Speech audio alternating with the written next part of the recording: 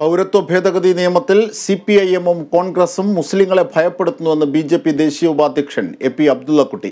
CAA-യുടെ പേരിൽ ഇന്ത്യയിലെ ഒരു മുസ്ലിമിനെങ്കിലും പൗരത്വം നഷ്ടപ്പെട്ടാൽ അവരുടെ കൂടെ BJP ഉണ്ടാകും. മുസ്ലിം ജനങ്ങളുടെ പൗരത്വം നഷ്ടപ്പെടുമെന്നത് കള്ളപ്രചരണമാണെന്നും അബ്ദുള്ളക്കുട്ടി കണ്ണൂരിൽ മാധ്യമങ്ങളോട് പറഞ്ഞു. ഭേദഗതി നിയമം യാഥാർത്ഥ്യമായതിനെ തുടർന്ന് കോൺഗ്രസും കമ്മ്യൂണിസ്റ്റും വ്യാപകമായി മുസ്ലിം ജനവിഭാഗങ്ങളെ തെറ്റിദ്ധരിപ്പിക്കാൻ ശ്രമിക്കുകയാണ്.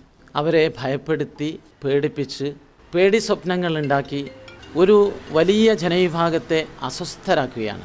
ഈ നിയമം ആരുടെയെങ്കിലും പൗരത്വം എടുത്തു കളയുന്നതിന് വേണ്ടിയിട്ടല്ല, പുതുതായി കുറേ ആളുകൾക്ക്, ഹതഭാഗ്യരായിട്ടുള്ള പാവപ്പെട്ട അഭയാർത്ഥികളിൽ പെട്ട ജനങ്ങൾക്ക് പൗരത്വം നൽകുന്നതിന് വേണ്ടിയിട്ടുള്ളതാണ്.